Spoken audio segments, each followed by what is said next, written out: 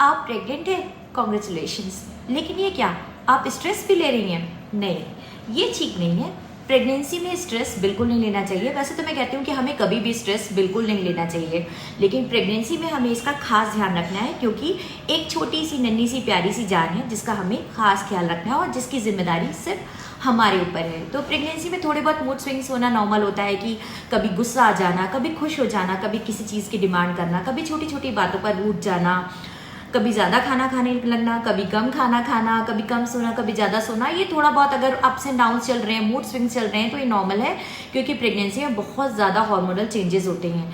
लेकिन अगर आपको खुद में या आपके पार्टनर में जो प्रेग्नेंट है ऐसे सिम्टम्स लगते हैं, आप खुद प्रेग्नेंट हैं या फिर आपकी वाइफ प्रेग्नेंट है, कि उसको नींद नहीं आती, रात रात भर नींद नहीं आ रही है, सुबह जल्दी नींद खुल गई, रात में भी नींद नहीं आ रही, भयानक सपने आ रहे हैं, या फिर अचानक नींद से घबरा कर आँख खुल जाना, लगातार सर में दर्द बना रहना, भूख ना लगना और मन एकदम उदास रहना, सुबह सोकर उठे तो एकदम फ्रेश नहीं लग रहा है, मन उदास है, छोटी छोटी बातों पर बहुत ज़्यादा रोने लगना, बहुत ओवर रिएक्ट करना, एकदम से किसी भी बात पर इरिटेट हो जाना, हर समय चिड़चिड़ा रहना, बहुत गुस्सा करना और ओवर थिंक करना।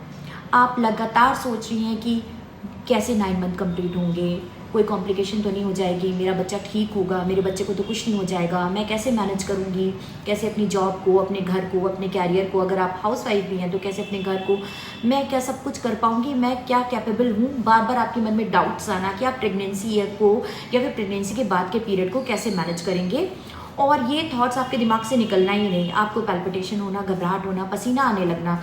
तो इसका मतलब ये है कि आप स्ट्रेस के शिकार हो चुके हैं और आपको तुरंत ही अलर्ट हो जाने की ज़रूरत है। कुछ और फिजिकल सिम्टम्स भी आते हैं, क्योंकि बॉडी है सर्वाइवल मोड में चली गई है, स्ट्रेस हार्मोन्स रिलीज़ करने लगी है।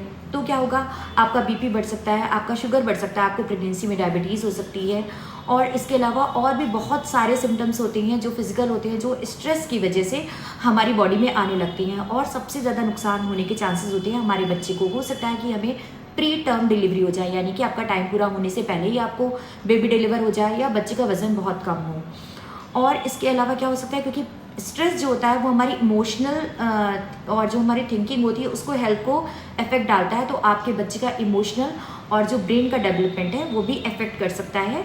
तो आपको स्ट्रेस को तो प्रेगनेंसी में बहुत ही दूर से टाटा बाय बाय कर देना है, कि भाई तुम जाओ, तुम्हारी कोई जगह नहीं है मेरी ज़िंदगी में। अगर आपको ऐसा लगता है कि स्ट्रेस आपका दरवाज़ा खटखटा रहा है और आपकी लाइफ में घुस चुका है, तो आपको तुरंत कुछ चीज़ें हैं जो अपनानी है अपनी ज़िंदगी में। सबसे पहली चीज़, डायरी लिखना शुरू कीजिए। कोई भी 3 चीज़ें डेली आपकी ज़िंदगी में अच्छी हुई हैं उस दिन, वो लिखिए रात में। अगर उस दिन कोई 3 चीज़ें आपको अच्छी नहीं मिलती हैं, तो कौन सी 3 चीज़ें हैं जिसके लिए आप भगवान को बहुत थैंक यू कहते हैं, आप खुद को ब्लेस्ड फील करते हैं, वो लिखिए। जो भी अच्छी चीज़ें आपकी लाइफ में, वो आप रोज़ डेली अपनी डायरी में लिखिए। और अगर कुछ बुरा भी होता है, आपको बुरा लगता है या कुछ भी थॉट्स आ रहे हैं, वो भी अपनी डायरी में लिखिए। दूसरी चीज़ है जिसको जर्नलिंग कहते हैं हम, दूसरी चीज़ है कि आपको डेली डीप ब्रीदिंग करनी है, रिलैक्स करना है, बिल्कुल गहरी सांस अंदर लेनी है, अंदर होल्ड करनी है और फिर आराम से सांस बाहर निकालनी है। ऐसा दिन में कई बार करना है।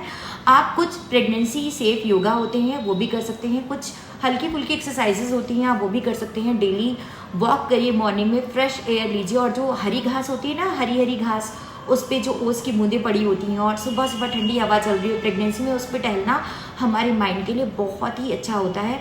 आप वो करिए। खूब सारा पानी पीजिए, अपनी बॉडी को हाइड्रेट रखिए, छोटे छोटे मील्स लीजिए, गायनेकोलॉजिस्ट से मिलते रहिए, और सबसे इम्पॉर्टेंट बात, अपने पार्टनर से बात करिए, अपनी फैमिली का सपोर्ट लीजिए।